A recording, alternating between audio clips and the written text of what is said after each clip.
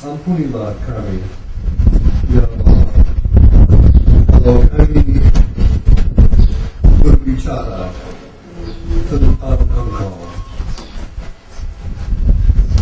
tanpa hormat dan tanpa rasa kerendahan hati. Karena di sini kami tidak membicarakan teori, tetapi kami berbicara dengan Tuhan, dengan Engkau, berbicara tentang seorang teman pribadi, seorang yang kami kasihi. Kiranya Engkau akan membantu kami sekarang untuk menghormati namamu dalam ajaran dan pemikiran dan pembicaraan yang berlaku sebentar. Dalam nama Tuhan Yesus Kristus kami berdoa. Amin.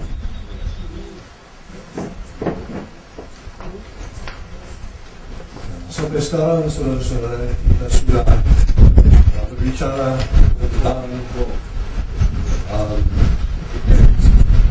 materi Alkitab. Baru-baru ini berhubungan dengan 3 jabatan Roh Kudus, dari 3 jabatan Tuhan Yesus sebagai Nabi, Imam, dan bagaimana Tuhan Yesus melakukan atau melaksanakan jabatan itu oleh kuasa Roh Kudus. Jadi sebelum kita melanjutkan pelajaran kita akan perjanjian baru, sebaiknya kita melihat secara menyeluruh tentang 4 jenis pekerjaan Roh Kudus menurut perjanjian baru. Ada beberapa yang sudah biasa, yang kita kenal dan pengalaman, yaitu pembenaran oleh iman dan penyucian, proses penyucian yang dilakukan di dalam kita oleh Roh Kudus. Yang ketiga, mungkin baru sedikit buat kita, yaitu pekerjaan Roh Kudus untuk memberi kuasa untuk pelayanan, supaya kita boleh melayani sehubungan dengan pola pelayanan Tuhan Yesus. Dan yang keempat adalah karya Roh Kudus untuk menciptakan persekutuan, koinonia. Sudah kenal istilah Yunani koinonia. Ada yang belum kenal.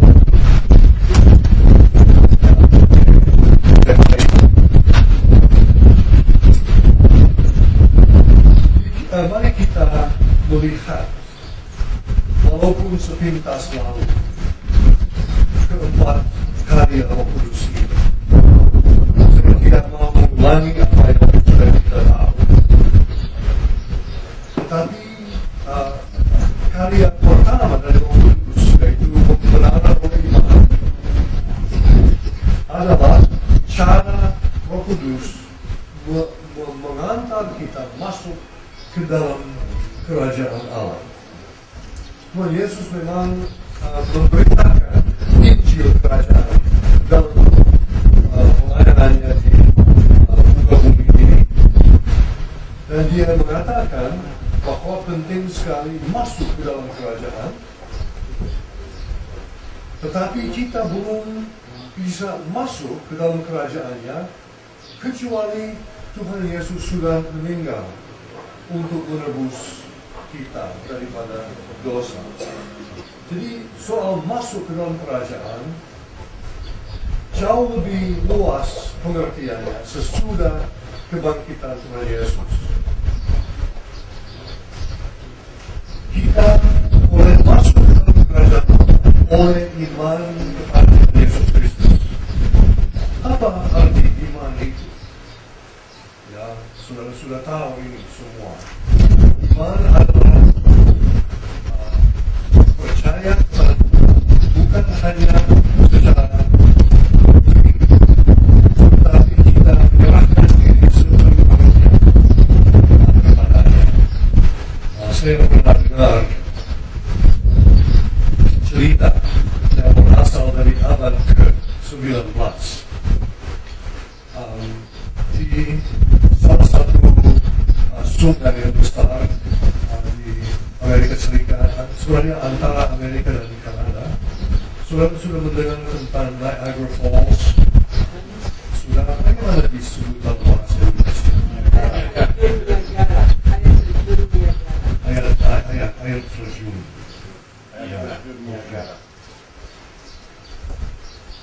Satu bagian di Kanada, sebelah lain di Amerika. Dan ada hampir 200 tahun lalu ada seorang ahli yang tahu berjalan atas tali yang besar begini, dan dia membuat tali dari sebelah Kanada sampai sebelah Amerika, dan dia berjalan dari sebelah sini ke sebelah situ atas tali itu. Dalam sekali kalau dia jatuh. Dan banyak orang di sana yang heran sekali melihat keahlian orang itu. Lalu dia memikul kentang, satu sak kentang di bahunya, dan dia jalan lewat air terjun itu dan kembali. Lalu dia mengambil apa yang disebut dalam bahasa Inggris wheelbarrow. Apa itu dalam bahasa Indonesia? Wheelbarrow. Semacam kereta dengan satu roda dan bisa dipegang begini.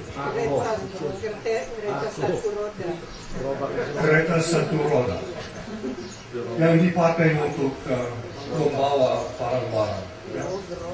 Dia pakai itu, kereta dengan satu roda itu, dan dia jalan dengan kereta itu dari sebelah sini ke sebelah situ kembali. Dan memang orang sangat heran sekali dengan keahlian orang itu. Lalu dia bertanya kepada mereka, saudara sudah melihat saya berjalan, juga memikul sak kentang, juga dengan kereta satu roda. Apakah saudara percaya bahwa aku bisa minta orang duduk di kereta satu roda itu, dan saya bawa orang itu dari sana kemari dan kembali? Dan semua orang mengatakan, ya, kami percaya engkau bisa berbuat itu. Lalu dia katakan, saya persilahkan satu orang untuk datang dan duduk di kereta itu. Tidak ada yang rela, kecuali ibunya dari orang itu. Dan dia rela untuk duduk, anaknya mengantar dia dari Kanada ke Amerika dan kembali. Dan saya suka sekali cerita itu, karena sebagai gambaran tentang arti iman. Iman bukan hanya mengatakan, ya, saya percaya engkau bisa taruh orang di situ dan mengantar. Tetapi iman adalah keputusan untuk duduk di kereta dan menyerahkan keseluruhan kehidupan kepada orang lain. Itulah iman. Dan Tuhan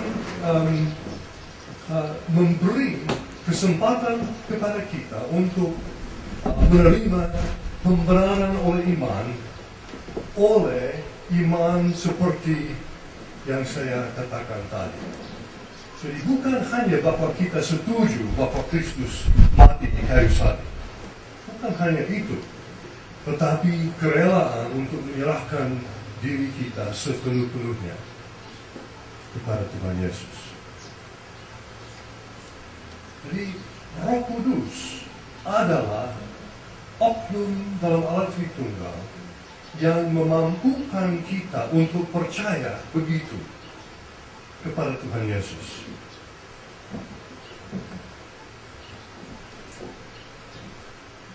Yohanes 1 ayat 12 dan 13, saudara bisa lihat sendiri. Semua yang menerima Dia diberikannya kuasa untuk menjadi anak-anak Allah. Roh Kudus memberi kepada kita iman yang menyelamatkan.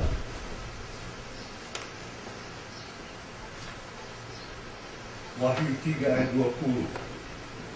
Aku berdiri di muka pintu, ketuk. Kalau orang membuka pintu, aku akan masuk dan makan bersama dengan dia. Jadi iman berarti kemampuan atau keinginan untuk membuka pintu dan minta Tuhan masuk di dalam kehidupan kita. Roh Kudus memberi kepada kita kemampuan untuk membuka pintu itu. Di dalam kehidupan gereja, sakramen baptisan menggambarkan soal lahir kembali. Dalam baptisan, kita menaruh air pada kepala orang yang dibaptis, atau orang itu tenggelam di bawah permukaan air sebagai simbol kematian, dan kalau dia sudah keluar dari air berarti simbol kebangkitan. Dan Roma pasal 6 ayat 3 memberi ajaran yang baik tentang ini.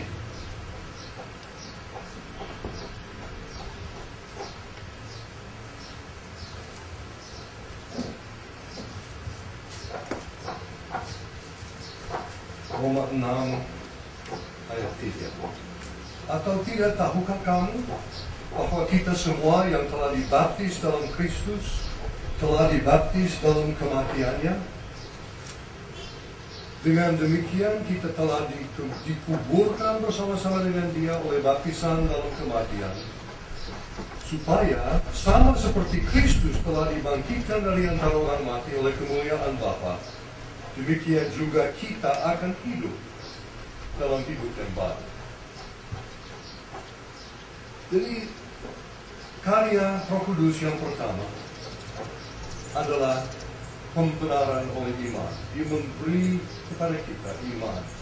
Dia seperti kemarin pendeta Fred bikin ilustrasi Markus Lengkong sebagai Allah Bapa, dan siapa lagi Ibu pendeta sebagai Tuhan Yesus disalib, dan Bapak Hendra sebagai penghubung. Roh Kudus menghubungkan karya Yesus di kayu salib dengan orang yang perlu diselamatkan.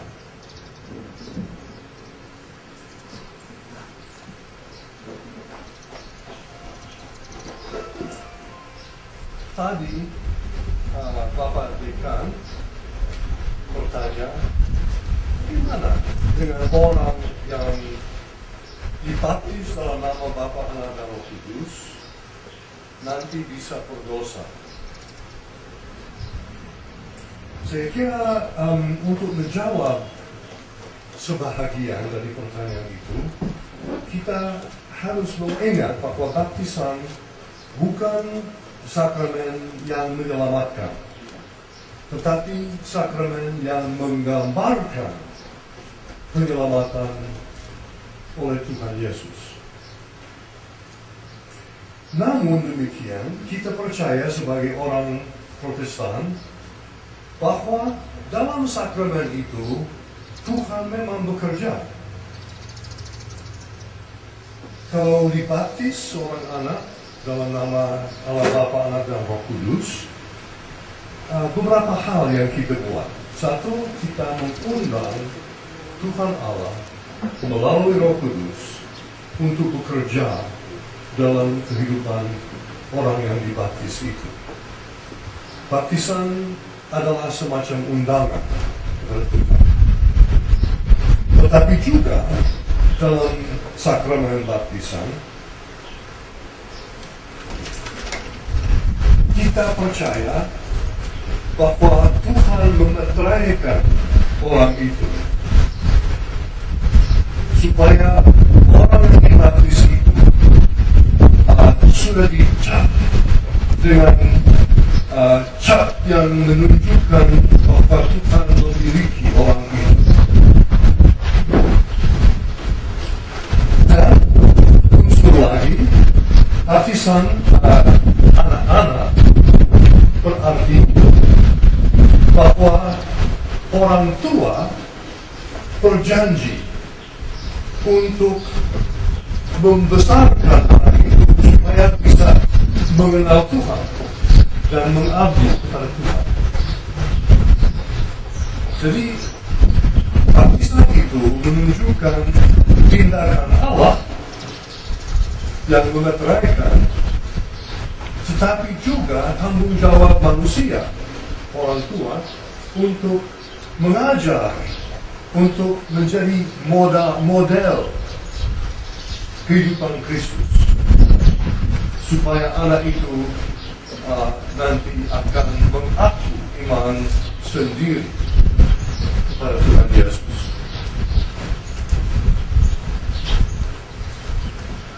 Baptisan itu lain daripada apa yang diajarkan oleh Roma Katolik. Tidak mengeluarkan dosa, original sin, dosa asal, tidak menghapuskan dosa asal. Anak itu tetap orang berdosa, tetap bebas untuk berdosa kalau mau, tetapi dengan demikian kita melihat karya Roh Kudus yang kedua, yaitu karya untuk menguduskan atau menyucikan orang yang percaya.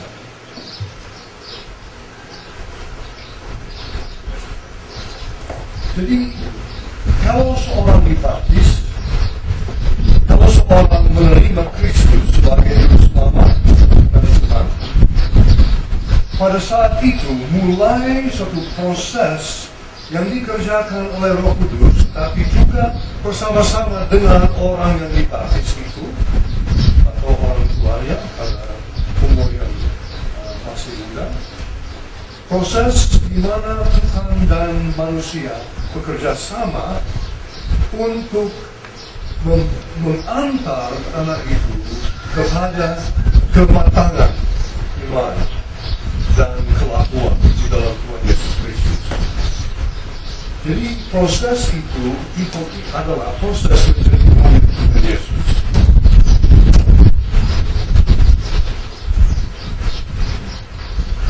Ada beberapa gambar dalam Alkitab mengenai proses ini. Umpamanya Roma 6,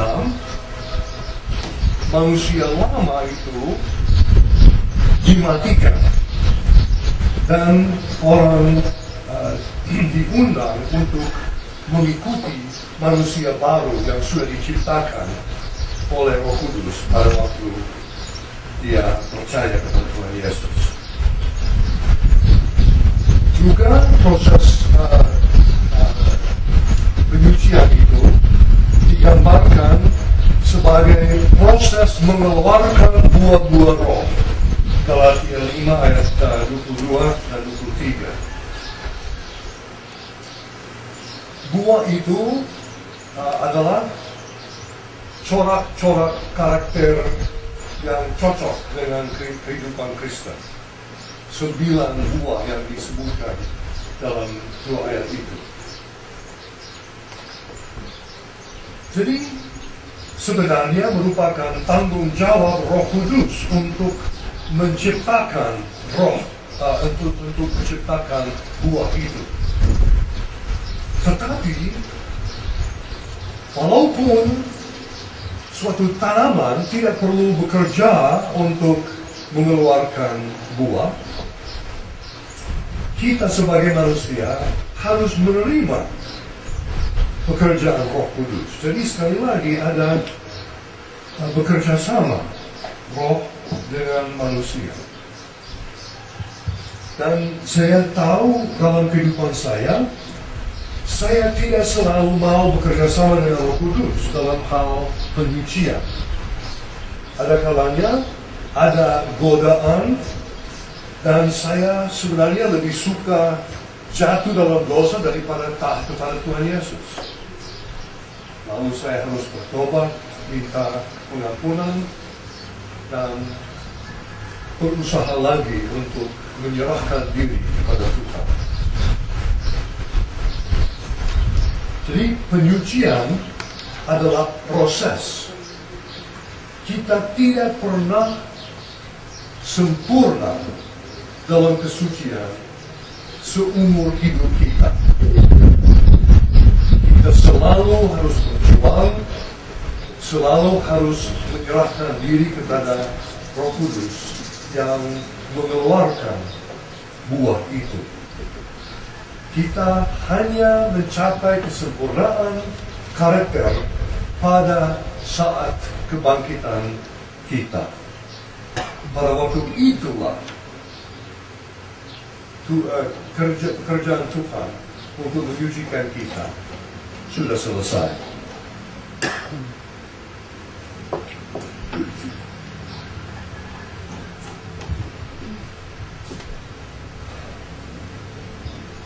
Menyesal sebenarnya bahwa proses ini bergantung untuk sebagian pada saya. Berarti bahwa saya harus juga bertanggung jawab untuk proses penyucian itu. Saya sudah menerima sebagai anggota CD. Saya sudah membuat janji-janji tertentu.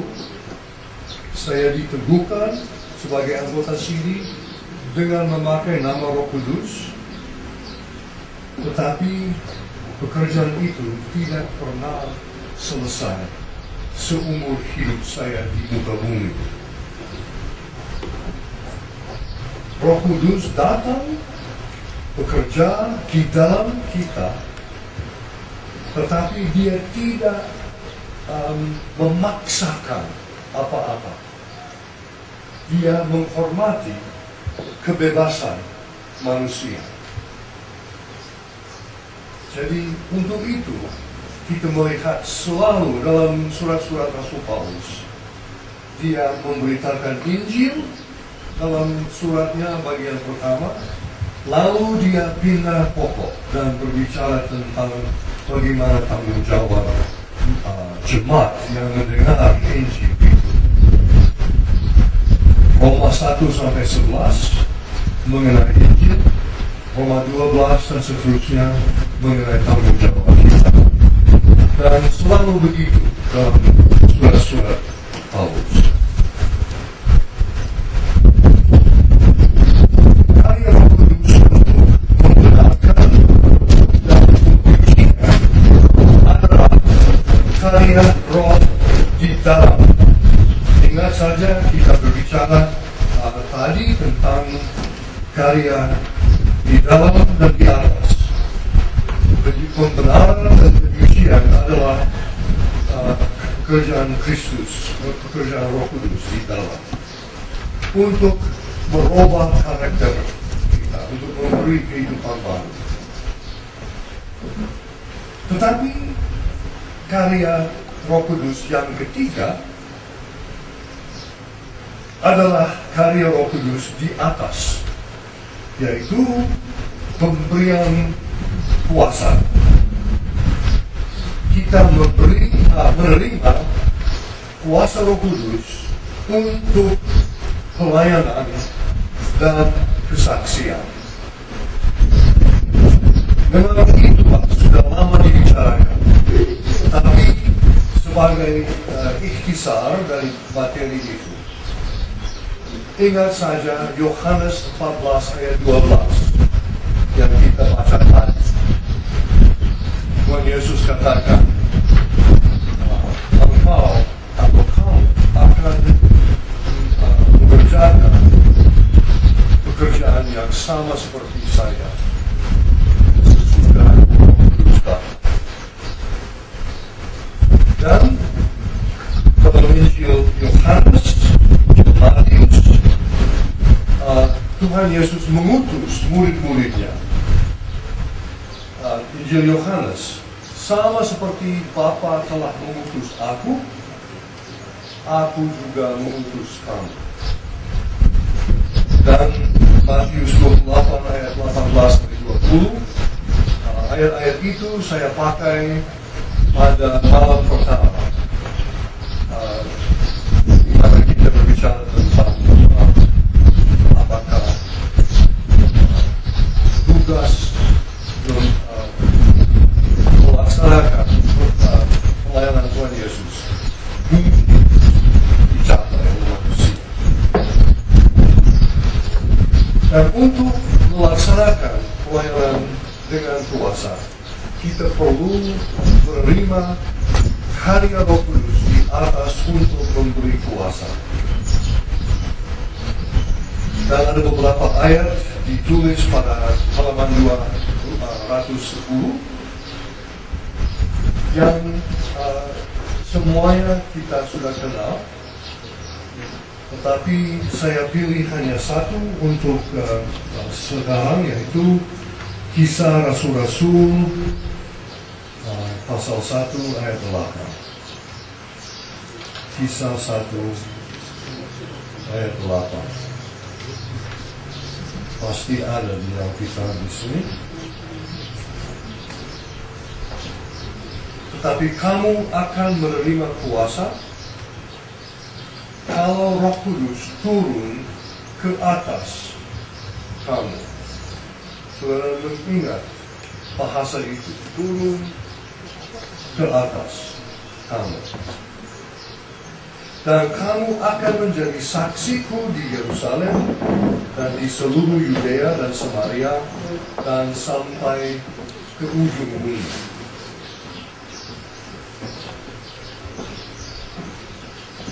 Jadi karya ini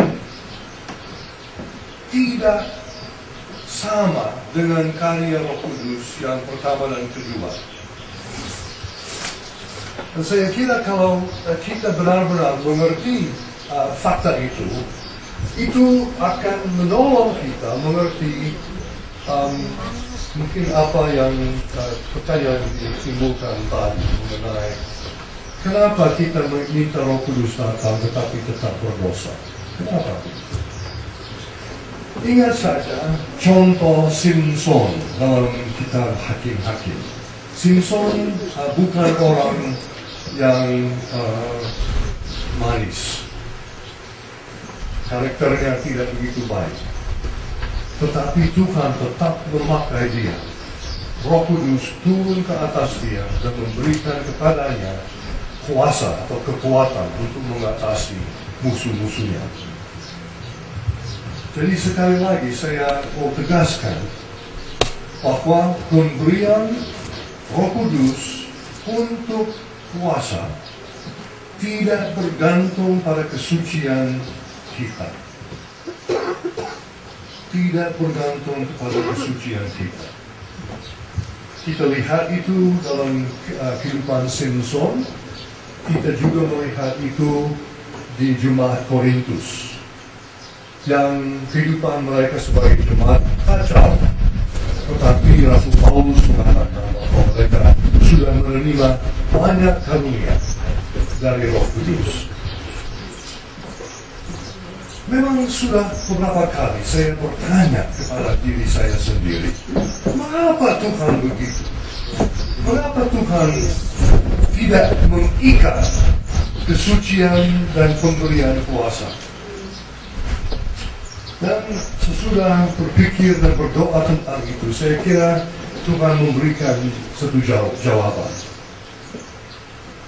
Kalau kita harus mencapai kesucian baru boleh menerima kuasa, berarti kalau kita sudah menerima kuasa, kita akan merasa sombong karena berarti sudah suci. Tetapi Tuhan ingin supaya pekerjaannya selalu berdasarkan kasih karunia, anugerah, bukan sebagai prestasi, tetapi sebagai pemberian yang bebas. Jadi dengan demikian, Brad Long bisa berdiri di sini seperti tadi dan memberi cerita tentang hal-hal yang dibuat melalui dia oleh Roh Kudus, dan dia tidak sombong karena dia tahu bahwa hal itu tidak berdasarkan kesucian atau kemampuannya sebagai manusia, tetapi berasal dari Roh Kudus belaka. Dan memang saya kira baik itu, sebab saya sendiri tahu bahwa dalam pelayanan saya di tengah-tengah pendeta geni, kalau saya mendoakan seorang atau orang diusir setan, saya merasa gembira, tetapi saya tidak merasa sombong, sebab saya tahu bahwa pada saya tidak ada kemampuan untuk itu. Dan kadang-kadang, dan ini merupakan semacam pengakuan dosa, kadang-kadang kalau saya masuk dalam masa pelayanan, saya sangat sadar akan keberdosaan saya. Pikiran saya tidak seperti semestinya, umpamanya. Tetapi pada saat-saat itu, di mana saya sendiri merasa sangat kurang mampu dan sangat kurang wajar, Tuhan tetap bekerja. Dan pada saat itu saya tahu dengan pasti bahwa bukan karena kesucian atau ketaatan saya, tetapi karena kuasa Roh Kudus yang diberikan karena anugerahnya.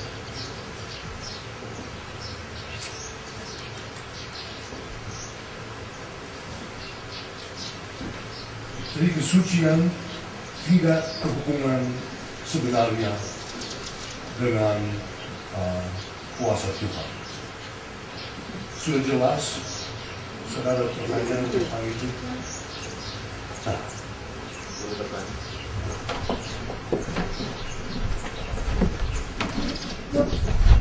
silakan. Ya. Terima kasih untuk penjelasannya. Tapi saya muncul satu pertanyaan dihubungkan dengan baptisan tadi. Kalau dia tidak berhubung dengan baik keselamatan maupun pengakuan dosa, pengampunan dosa, saya teringat dalam pengakuan iman Nicea Konstantinopel yang seringkali diungkap-ungkapkan, aku percaya satu baptisan untuk pengampunan dosa. Nah, ini kan ungkapan iman. Kalau dia dikatakan bahwa baptisan itu tidak berhubung dengan pengampunan dosa-dosa kerunan, nah, maksud dalam pengakuan iman Nicea Konstantinopel yang seringkali juga kita ungkap-ungkapkan itu, dosa yang bagaimana itu? Aku mengaku satu baptisan sebagai pengampunan dosa. Ya, berikut. Memang dikalimatkan begitu, baptisan sebagai pengampunan dosa. Pengampunan dosa. Untuk pengampunan dosa. Iya. Pengakuan iman Nicea dalam Konstantinopel. tata cara juga begitu. Iya. Rumusan itu, dan itu menjadi juga pengakuan iman daripada gereja kita. bukan hanya pengakuan iman rasuli, tapi juga pengakuan Indonesia Konstantinopel. Itu yang pertama. Boleh. Oh, ya.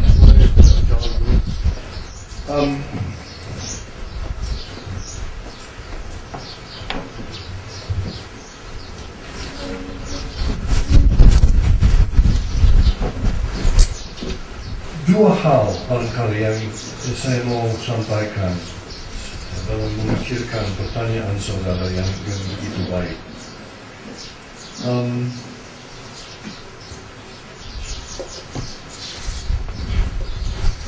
Yang satu,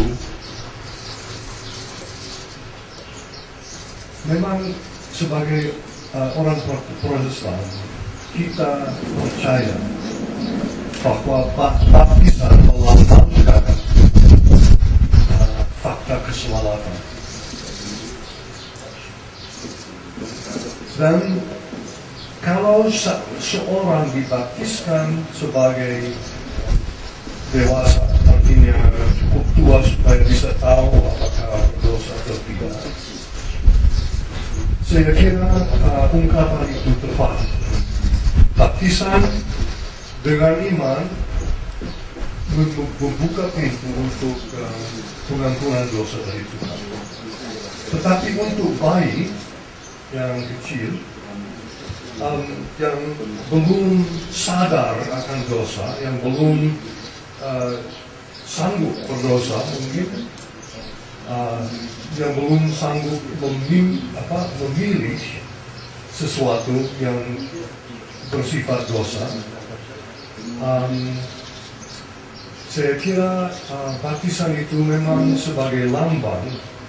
Baptisan itu menunjukkan masa depan, di mana kalau anak itu menghayati baptisannya, dia bisa percaya bahwa karena Tuhan Yesus mati di kayu salib, karena dia sudah menerima manfaatnya melalui baptisan, bahwa pengampunan dosa bisa dia alami. Hal kedua, saya kira dalam pengakuan iman Konstantinopel di situ, kita sudah mulai melihat perkembangan teologi menuju ke doktrin-doktrin Roma Katolik. Mungkin belum sampai di situ, tetapi menuju ke sana, yaitu bahwa dosa asal dihapus oleh baptisan. Memang saya tidak melihat di dalam Alkitab ajaran yang mengatakan bahwa kita harus mencari pengampunan dosa asal. Roma 5, pasal 5 berbicara tentang dosa asal. Tetapi setahu saya tidak berbicara tentang mencari pengampunan untuk dosa itu. Dan saya rasa bahwa pengakuan iman itu menuju ke doktrin Roma Katolik. Benar? Oke, maaf. Pertanyaan kedua. Ya, mohon maaf saya lanjut lagi dengan pertanyaan kedua. Tadi dikatakan bahwa baptisan itu tidak memang mengandung unsur untuk keselamatan, tetapi tidak menyelamatkan. Nah, kalangan Pentakosta atau karismatik justru menekankan bahwa baptisan itu menyelamatkan. Karena mereka juga berangkat dari Markus 16 ayat 16. Siapa yang percaya dan dibaptis akan diselamatkan. Berarti bahwa baptisan menyelamatkan menurut pandangan mereka. Kira-kira bagaimana menurut pendeta? Terima kasih. Setahu saya aliran Pentakosta itu berbicara sekarang tentang baptisan untuk orang dewasa, orang percaya, dan mereka juga maksudkan baptisan dengan menyelupkan orang, menyelam, dan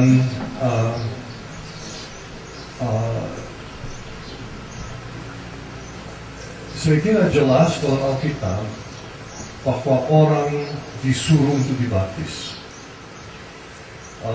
Tetapi untuk mengatakan bahwa orang yang tidak dibaptis tidak bisa selamat, saya kira lebih jauh daripada apa yang dikatakan dalam ayat yang dikutip tadi.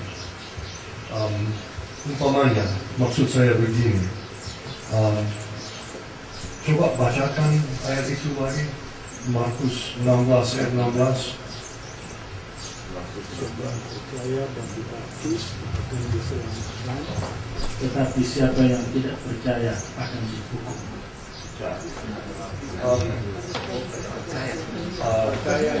Bagian kedua saya kira membantu kita, tetapi yang menjadi pokok di sini, baptisan pada saat itu merupakan cara mengaku iman, seperti Roma 10 ayat 19-10.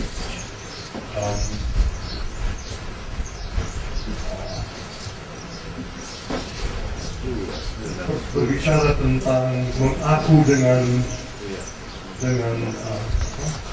mengucapkan. Coba bacakan. Sebab jika kamu mengaku dengan mulutmu bahwa Yesus adalah Tuhan dan percaya dalam hatimu bahwa Allah telah membangkitkan Dia dari antara orang mati, maka kamu akan diselamatkan. Ya, sudah sampai di situ.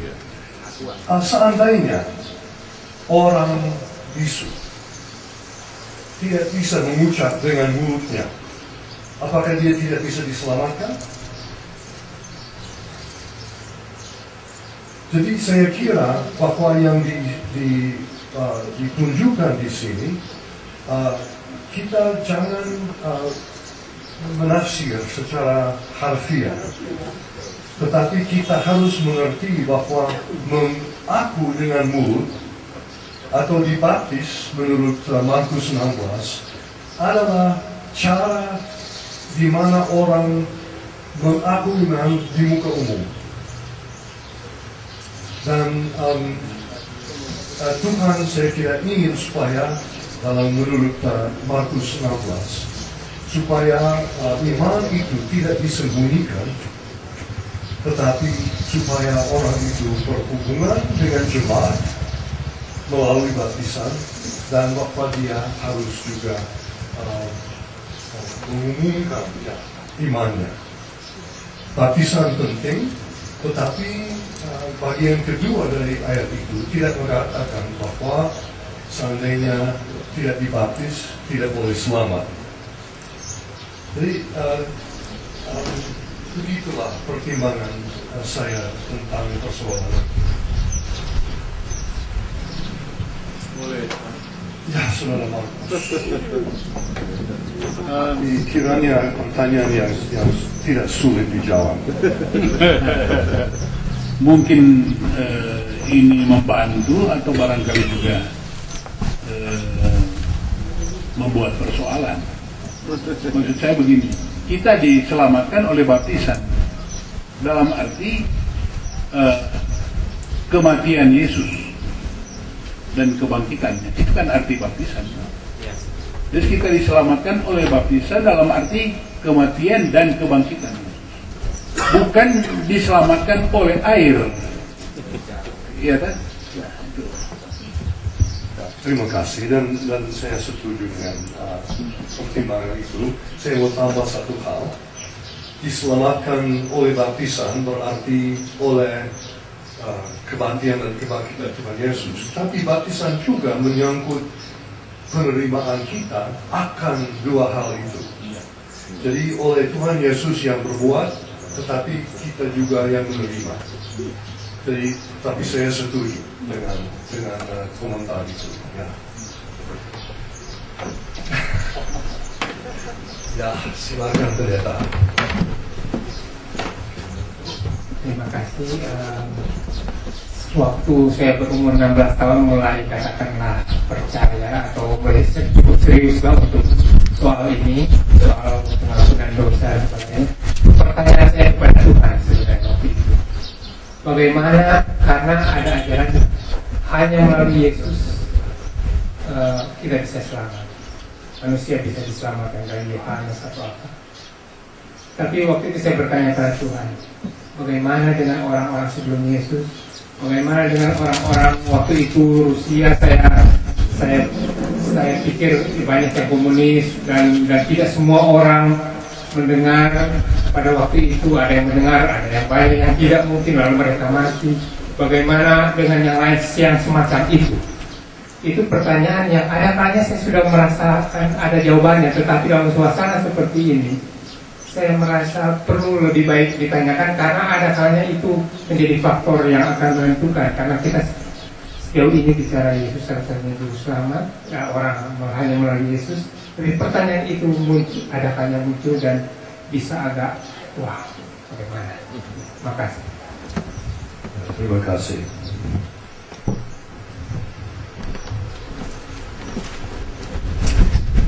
Rasul Paulus memberi jawaban sedikit tentang pertanyaan itu. Tetapi sebelum kita lihat jawaban Rasul Paulus, saya mau menegaskan satu hal, yaitu kita menurut kitab suci, kita diselamatkan oleh iman kepada Tuhan Yesus Kristus yang sudah disalibkan, yang sudah dibangkitkan, yang sudah mengirim Roh Kudus di dalam dunia untuk hidup di dalam kita dan untuk juga bekerja di antara manusia.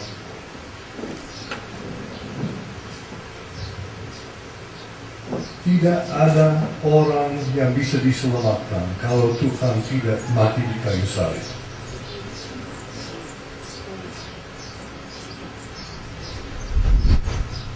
Menurut Rasul Paulus,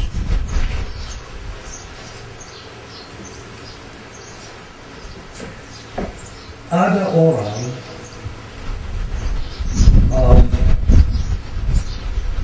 yang tahu tentang Tuhan tanpa mendengar Injil.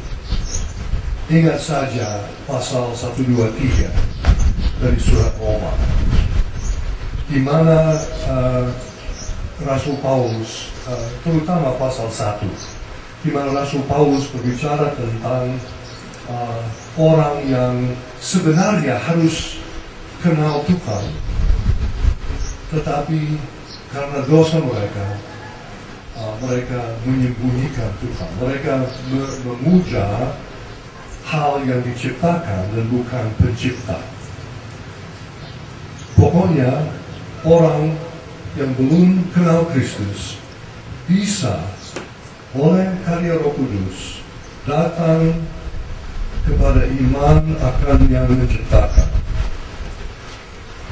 Kita juga melihat dalam cerita tentang Cornelius di kisah saya kira pasal 15 atau pasal 10 mungkin. Sebaiknya saya baca.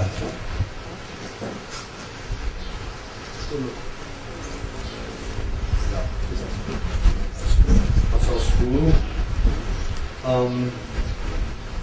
ayat 34. Ini sesudah Cornelius dan yang lain-lain menerima Roh Kudus yang dicurahkan kepada mereka. Ayat 34. Lalu mulailah Petrus berbicara, katanya, sesungguhnya aku telah mengerti bahwa Allah tidak membedakan orang. Setiap orang dari bangsa manapun yang takut akan Dia, berarti akan Allah, dan yang mengamalkan kebenaran, berkenan kepadanya.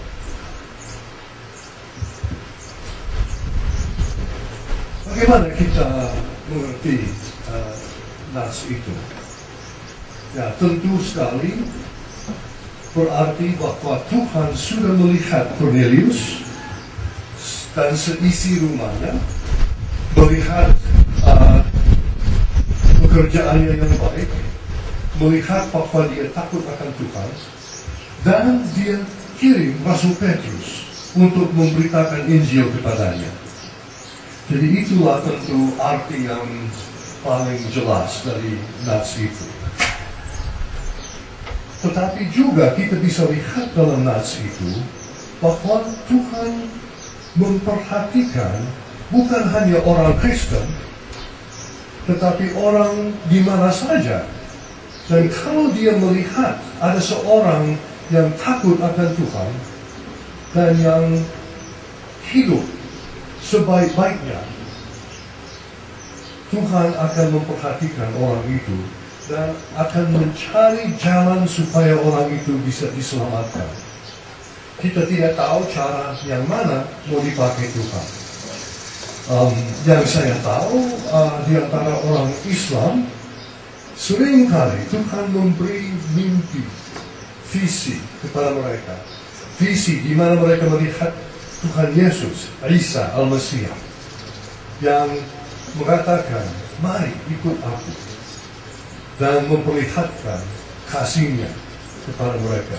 Jadi Tuhan bisa memakai mimpi seperti itu kalau dia melihat ada orang yang berkenan kepadanya. Jadi kita belum tahu bagaimana caranya Tuhan, tetapi kita yakin bahwa Tuhan adalah jujur. Dan kalau dia melihat sesuatu yang berkenan kepadanya, dia akan mencari jalan untuk supaya orang itu bisa diselamatkan. Itu keyakinan saya. Tetapi apakah fakta itu berarti kita tidak perlu memberitakan Injil di seluruh dunia? Bukan begitu. Panggilan kepada kita untuk memberitakan Injil. Sebab kebanyakan orang yang mau diselamatkan karena kita taat kepada perintah itu. Itulah cara yang biasa buat Tuhan untuk memberi keselamatan. Dan yang lain-lain, ada gejala-gejala dalam Alkitab yang memperlihatkan bahwa Tuhan akan mencari jalan. Walaupun mungkin kita belum tahu bagaimana.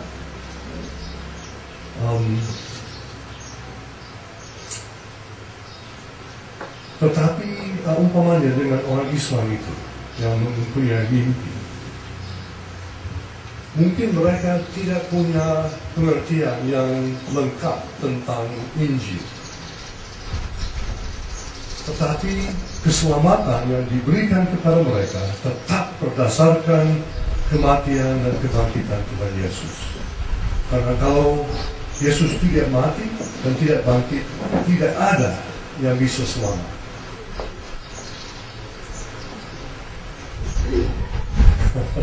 Yang paling jelas, masih boleh. Yang paling jelas, saya kira masih menjadi masalah.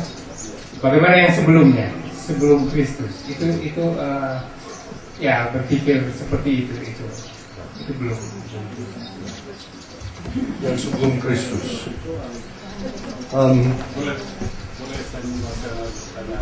Ya, silakan.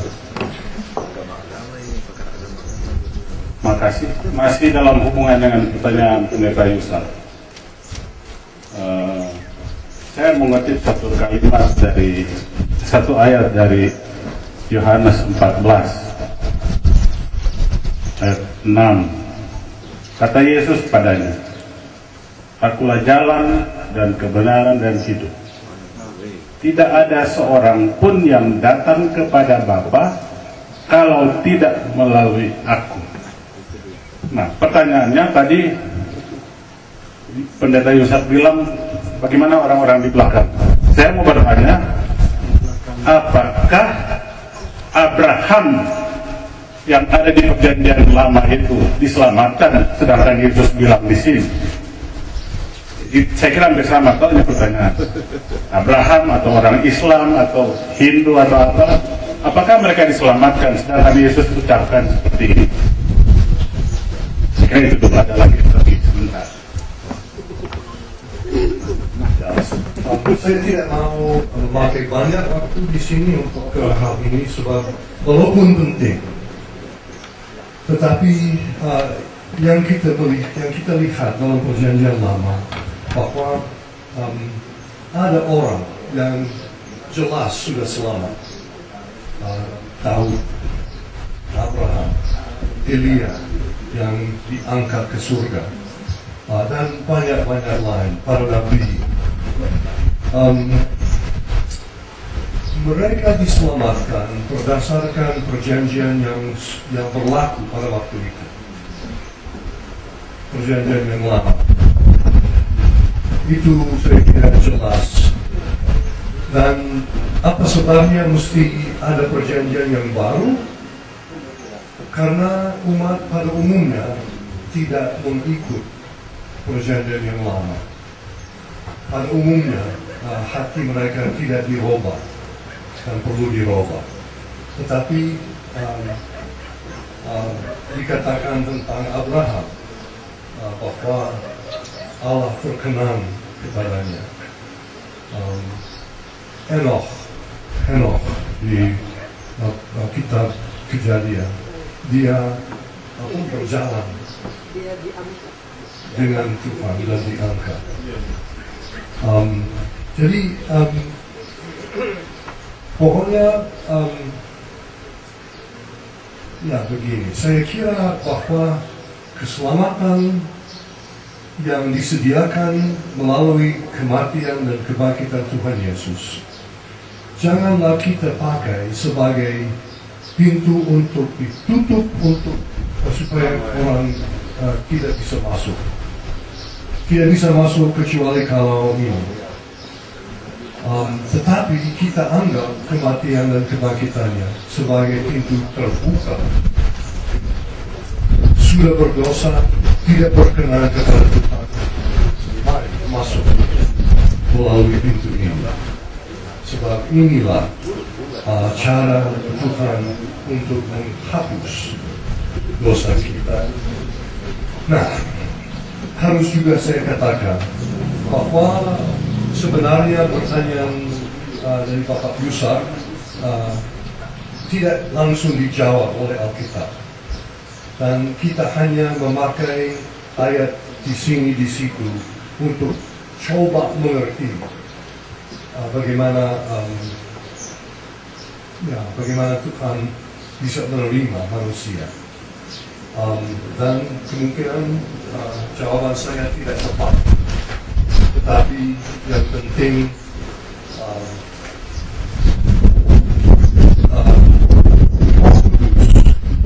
adalah orang dari atau oknum dari alat Tritunggal yang menggerakkan manusia menjadi kesaksian, menjadi saksi, dan untuk menjadi alat Tuhan untuk menyelamatkan manusia. Itu yang jelas, dan disitulah kita harus berdiri. Boleh membantu sedikit barangkali? Boleh. Perlu dibantu. Karena itu kita bicara Tritunggal. Allah Abraham, ya kan, Allah Yesus Kristus, Allah dari Yesus Kristus,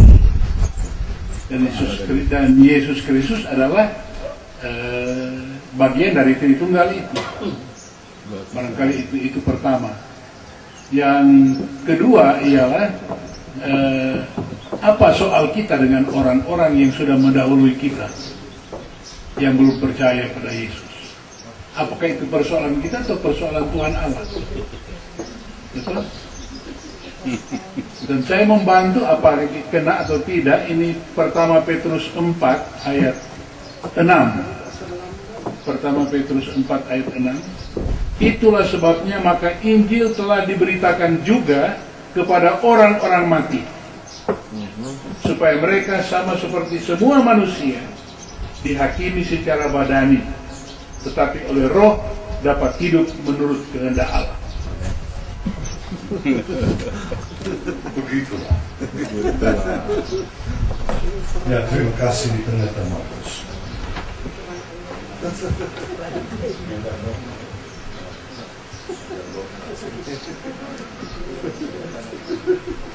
Saya kira kita harus terus dengan materi.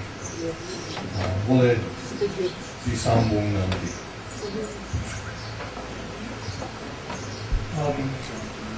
Karya Roh Kudus yang ketiga, yaitu memberi kuasa.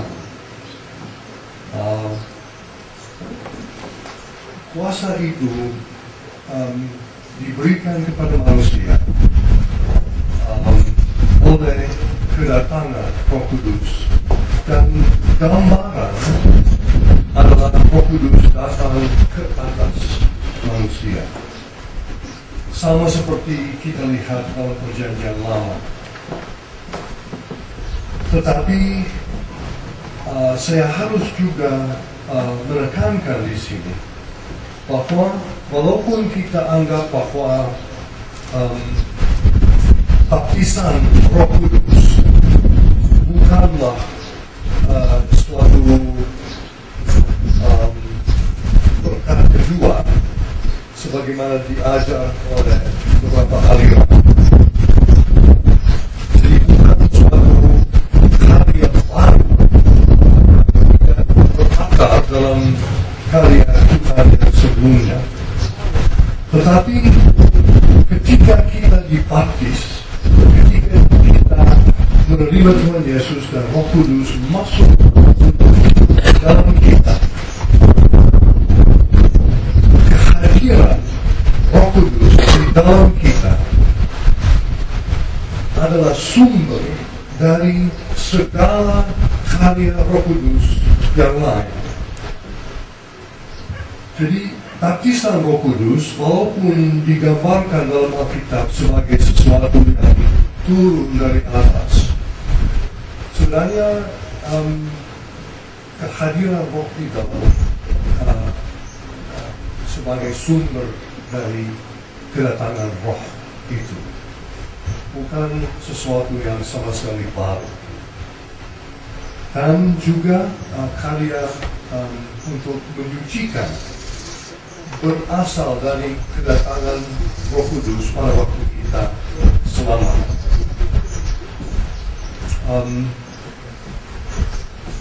Dan sebaiknya saya seringkali tidak memakai istilah baptisan dengan Roh Kudus, persis karena menimbulkan persoalan-persoalan teologis bagi orang-orang Protestan. Dan kita lihat dalam aliran-aliran lain bahwa ada ajaran tertentu yang tidak cocok dengan teologi kita. Jadi saya seringkali mengatakan bukan bahwa saya dibaptis dengan Roh Kudus pada waktu pertama kali saya menerima karunia berbahasa lidah, tetapi saya seringkali mengatakan saya dipenuhi Roh Kudus. Sebab seperti saya katakan kemarin,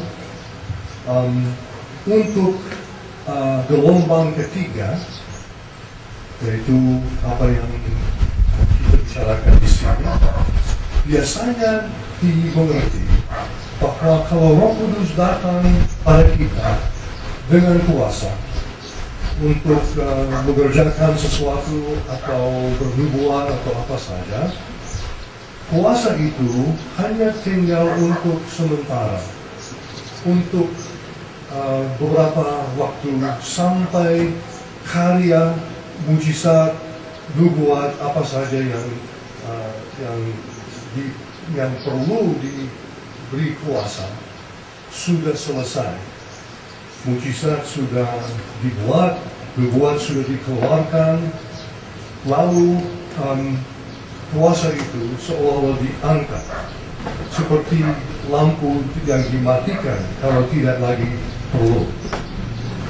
Kemungkinan untuk dinyalakan kembali selalu ada, tetapi kita tidak perlu lampu itu selalu menyala kalau tidak perlu.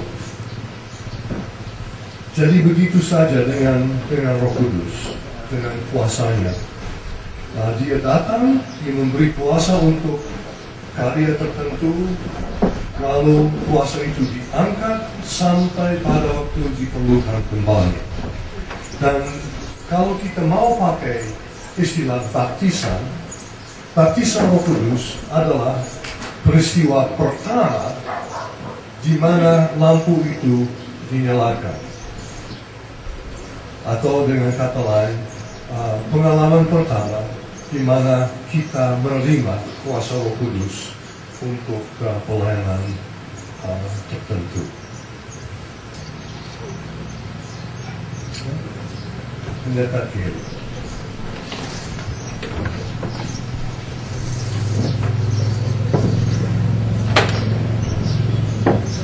Sejak kemarin saya mengikuti dari Pram tentang baptisan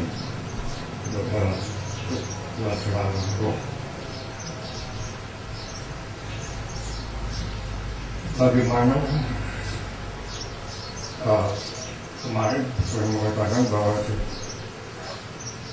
dibaptis dengan baptisan roh. Saya kira itu belum lengkap. Kita mari dengan roh. Yohanes bilang kepada Yesus, dia akan membaptiskan kita dengan roh dan api. Pengalaman iman saya mengatakan saya sudah dilengkapi dengan baptisan api. Tapi saya bagaimana saya mau jelaskan itu.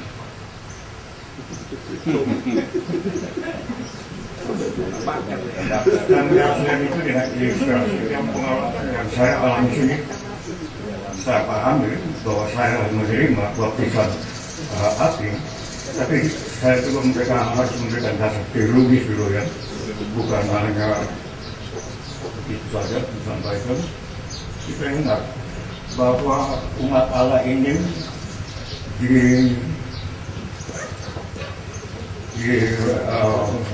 dianggap atau dibaptis menjadi umat yang beribadah kepada Tuhan melalui suatu perjumpaan teofani dan teofobi, di mana ada mundur dengan suara-suara itu. Kalau dalam Alkitab ada suara, ada tempat kilat dengan mundur, suara bunyi-bunyi itu roh Yahweh. Tetapi juga dalam peristiwa teofani dan teofobi itu, Israel itu dia takut dan minta supaya Musa, dia tadi yang berbicara dan mempertemukan kami dengan Tuhan. Kami akan mati. Dan itu karena dia itu api, tapi api yang tidak menghanguskan. Jadi ini pengangkatan di umat itu sudah dibaptis dengan roh. Api. Sekarang saya ini dalam pengalaman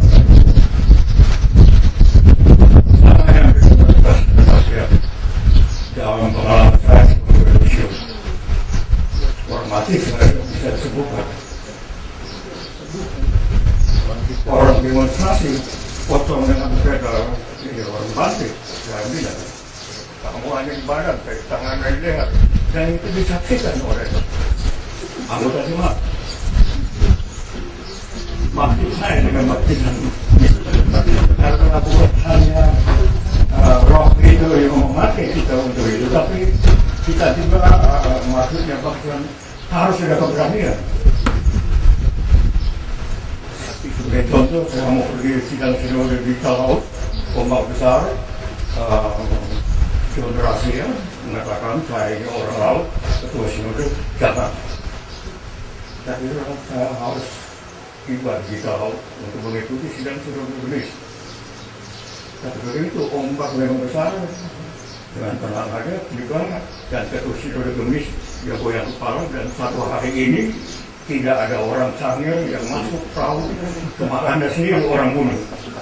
Keberanian apa yang kamu pakai? Berikut, rumah saya dibakar bukan terbakar. Ya. Semua hangus. Bara juga. Satu kesaksian. Alkitab saya tidak terbakar dan stola saya tidak terbakar. Dan ini tanda kehidupan saya. Nah, bagaimana saya menjelaskan itu? Kembali kepada baptisan. Baptisan itu sebagai tanda bahwa kita memiliki hidup di dalam Kristus, di dalam Tuhan. Tapi kita memiliki hidup di dalam panggilan Tuhan. Jadi di dalam kita baptisan, kita iman kita ini juga terbuka untuk memenuhi panggilan daripada Tuhan. Karena ingat juga apa yang Yesus katakan. Penulis Matius menulis perkataan yang pertama langsung keluar dari mulut Tuhan Yesus ada di Matius 3. Sesudah Yohanes mengatakan bahwa tidak layak membaptis, dia bilang lakukanlah itu, maka kita untuk melakukan kehendak daripada Tuhan, ya, melakukan kehendak daripada Tuhan. Itu ucapan langsung, tidak diinterpretasi. Juga yang terakhir, ucapan Yesus yang terakhir di kitab Matius, yaitu bahkan ayat 20 yang mengatakan, aku menyertai kamu hingga akhir zaman. Sekarang kita hidup di zaman akhir, tapi menuju pada dot parusia akhir zaman. Dan oleh sebab itu, bagaimana kita bekerja sama dengan dia bahwa kita hidup memiliki hidup dalam Kristus, di dalam rencana. Sekarang ini kita apa tujuan yang kita memiliki Roh Kudus itu. Memang benar apa yang dikatakan bahwa juga kita harus menghayati secara gereja kita itu supaya kita bisa dapat juga menilai bagaimana di dalam sejarah itu ada pekerjaan Roh Kudus yang bekerja.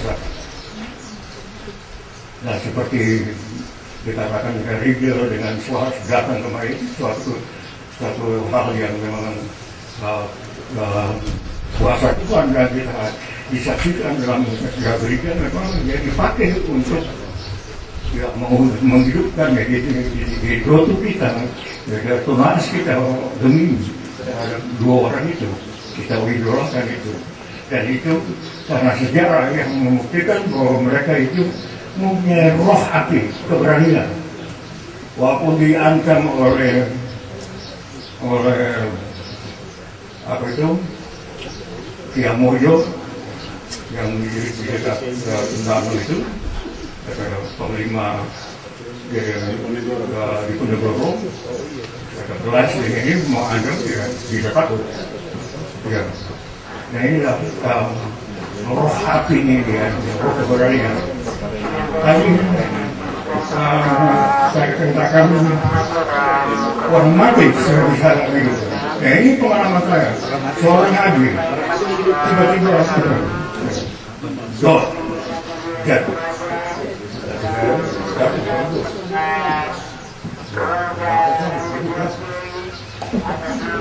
Kalau sekarang pasti kita semua tahu di Bitung itu Natalia dia orang Islam, tapi ada katanya kuasa Roh Kudus dan saya percaya itu dia bisa menyembuhkan semua. Datang orang ribuan tiap hari. Saya tertarik ikut untuk membawa teman cara mengisi katanya berobat itu. Saya lihat dia benar juga kan, dia bisa sembuhkan. Tapi dia orang Islam tapi seperti berada di jemaat dunia, semua orang ya puji Tuhan, haleluya dan sebagainya. Tetapi tak salah beberapa hari yang datang, dia katanya menurut Roh Kudus untuk menemukan dia tidak mampu sepertinya seorang bapak itu karena dia sudah tinggalkan tidak datang dengan khawatir tidak apa-apa tapi tantangannya jangan di rumah aja makan pulang. Tapi orang lain, siapa saya pada nyata-mata Islam dengan dia itu orang tidak kenal siapa saya. Tapi ini pengalaman ada keberanian jadi itu. Karena ini Alkitab bilang Yesus membaptiskan kita dengan roh dan api. Api itu tidak sudah dijawabkan selama.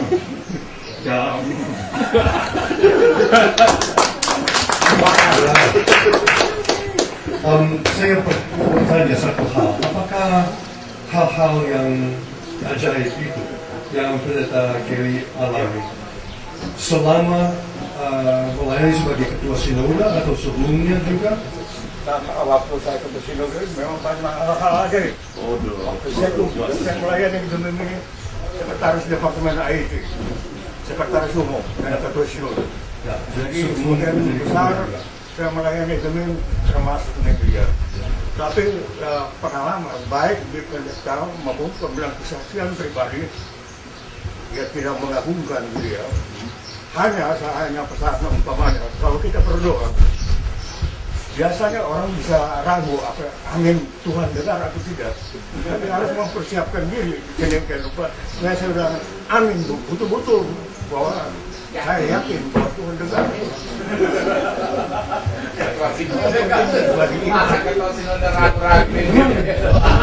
Baru sekarang iman itu harus mengalahkan dunia. Yohanes 5 ayat amat berikut. Terima kasih menjelaskan dan memberitahukan kepada kami. Nah, ini hanya kesaksian pribadi aja. Tetapi memuliakan roh Tuhan Yesus. Jadi saya mau teruskan dengan karya Roh Kudus yang keempat. Kita sudah berbicara tentang pembenaran, penyucian, pemberian kuasa, dan yang keempat adalah koinonia. Kalau kita lahir kembali ke dalam kerajaan Allah dan percaya kepada Tuhan Yesus, kehidupan baru yang kita alami bukan hanya buat diri kita sendiri, tetapi kita ditempatkan di tengah-tengah suatu persekutuan abadi, persekutuan dengan orang-orang lain yang percaya, tetapi juga yang sudah meninggal dan yang akan datang. Dan kita melihat corak dari persekutuan yang baru itu dalam Kisah 2 ayat 42 sampai 47, di mana yang percaya, yang baru percaya, berkumpul setiap hari, makan bersama, mendengar ajaran, menjual kepunyaan mereka untuk membantu orang-orang lain dan seterusnya. Jadi Tuhan mengutus Roh Kudus untuk menciptakan di dunia satu persekutuan yang mengagumkan. Kita bisa melihat dalam Kisah Rasul-Rasul betapa atau bagaimana orang yang di luar persekutuan itu melihat bagaimana Tuhan bekerja di dalamnya dan mereka tertarik untuk percaya. Saya rasa bahwa kesaksian kita sebagai orang Kristen yang penuh Roh Kudus dikuatkan kalau orang di luar melihat kualitas persekutuan orang percaya. Dan sekali lagi, seperti dengan hal-hal yang lain, umpamanya penyucian, ini merupakan kesempatan untuk kita bekerja sama dengan Roh Kudus Roh ingin menciptakan koinonia, tetapi dia tidak akan mengatasi pemberontakan kita. Kalau kita tidak mau bersekutu, Roh Kudus akan mengizinkan bahwa persekutuan itu tidak jadi. Tetapi keinginannya ialah supaya persekutuan yang indah diciptakan dan bahwa orang yang di luar yang melihat persekutuan itu akan melihat bagaimana keinginan Tuhan Yesus untuk sebagai tujuan keselamatan yang diberikan kepada kita.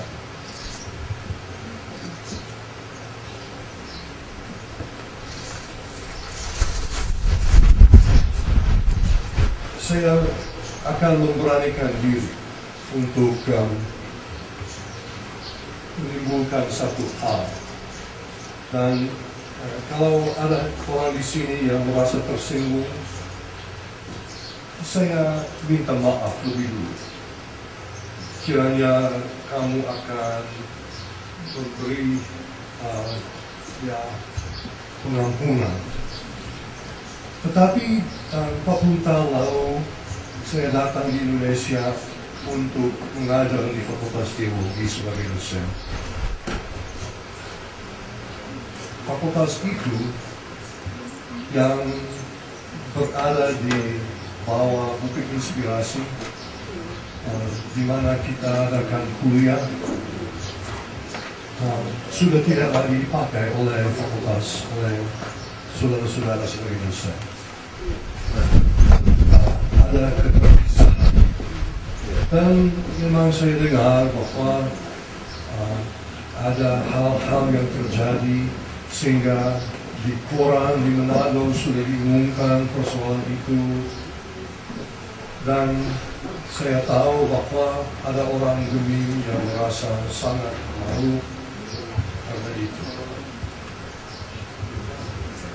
Dan saya bertanya, apa sebabnya sampai harus ada dua fakultas teologi? Dua-duanya merasa diri yang sejati. Di mana persekutuan Roh Kudus? Memang bukan maksud saya untuk mempersalahkan orang, tetapi untuk menyatakan kepada saudara bahwa saya sendiri sedih hati karena tadi saya berbicara dengan para tim doa. Saya bertanya kepada mereka, apa yang saudara dengar dari kita? Dan mereka sampaikan kepada saya bahwa dalam doa mereka melihat suatu tembok besar. Di sebelah sini Yayasan Medas, di sebelah sini apa? PTK. Ya. Dan tembok itu besar dan tebal.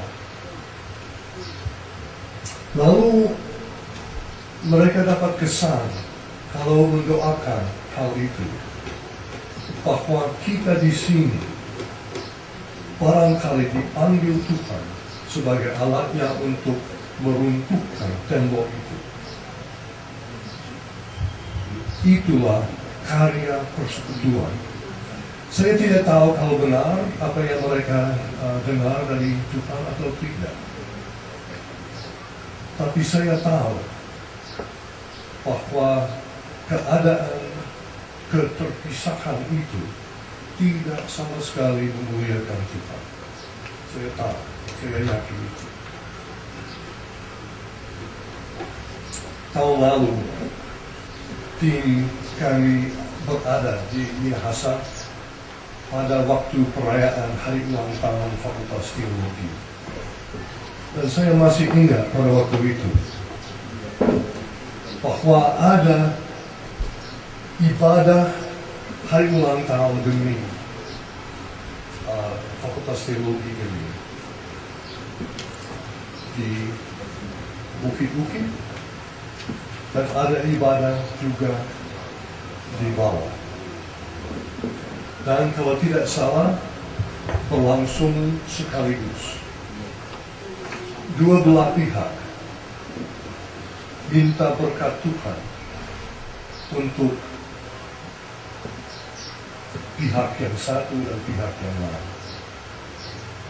Dan saya rasa waktu itu sangat-sangat sedih hati, karena seolah-olah Tuhan diperalat untuk memihak di sini atau di situ. Sama seperti perang di Amerika tahun 1860-an, di mana bagian utara melawan bagian selatan. Dua belah pihak berdoa kepada Tuhan yang sama, minta supaya mereka menang. Sangat menyesal sekali. Kalau Roh Kudus betul-betul bekerja di tengah-tengah kita, dan saya masih menganggap diri saya sebagai bekas dosen di Fakultas Teologi. Salah satu gejala karya Roh Kudus di antara kita adalah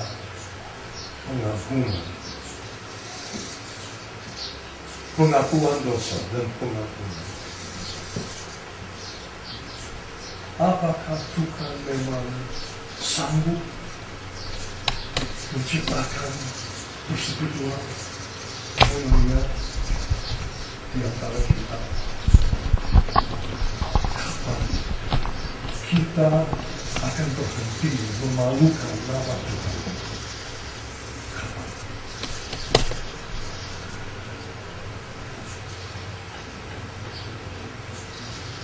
Tetapi kita percaya bahwa pada akhirnya Roh Kudus lebih kuat daripada dasar manusia. Dan kita percaya, bukan, bahwa Roh Kudus sanggup mengatasi tembok atau meruntuhkan tembok itu, dan gemini untuk masa depan sekali lagi akan menjadi pedoman buat dunia yang belum percaya.